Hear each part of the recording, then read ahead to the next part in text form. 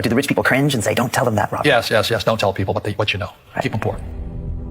I've had financial crashes. I've had people stab me in the back, but they're all good because I grow from it. That's spirituality. Right. You know, people who are afraid of making mistakes like they teach in school, they don't ever grow because spirituality is there's good and there's bad. There's right and there's wrong. There's up and there's down. Most people don't want to be right. They only want to be positive. Well, you can't have that. That's not reality.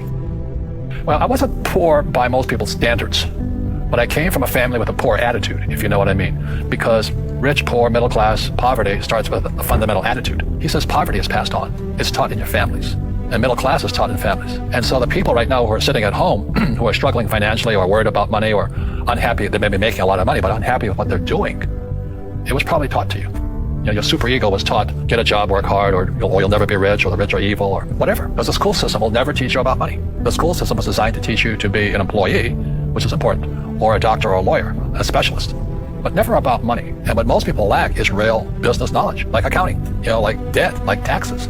You got to know that stuff, but they don't teach it in school to anybody. So, and then when people ask me, how did your rich dad learn this when your poor dad, a PhD, didn't? And the answer is very simply, my rich dad was like my best friend's father. His father died when he was 13. So his rich dad had this family business at 13 to run. So he had to drop out of school, which was his blessing. You know, there's blessings and, you know, sometimes a blessing doesn't look like a blessing, but it turned out to be a blessing. And then his teachers became his bookkeeper, his accountant, his attorney, his banker, his real estate agents. So he has what I call real teachers, not these fake teachers in school. You see, most teachers in school, they're out of ethics. They teach subjects they themselves don't practice. I asked the teacher, I said, you know, I'm in my third year of calculus now. It was called strength of materials. I said, am I ever going to use this stuff? He goes, no.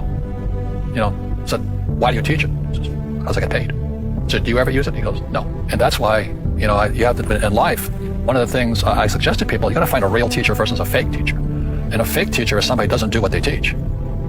And a real teacher is doing what they teach every day. So my accountants, my attorneys, they're in it every single day. And that's how I learn, because every day I'm solving problems in my business. So I have accountants and attorneys and bankers and all these people on speed dial because I'm solving problems with my team. I see you giving this knowledge out, and Yeah. do the rich people cringe and say, don't tell them that, Rob? Yes.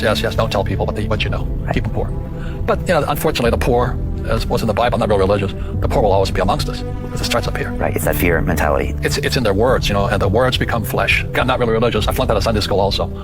But when they say I can't afford it or I can't do that, they go down. They become what they say. My PhD dad, he says, what do you think I am, made of money? I can't afford that. And my rich dad would say, that's why he's poor.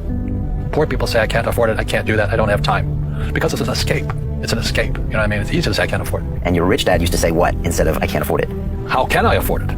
How can I do that? You know, what would it take? Or why should I do that? He says a question opens the mind, a statement closes the mind. So when you say I can't afford it, your mind shuts down and you become what you say. Rugby is a team sport, but so is soccer. The rules are different. And other people are golfers. They play by themselves. And so everybody's different. So my game financially is business, number one. Second is real estate. So what I say to young people is, you find your game.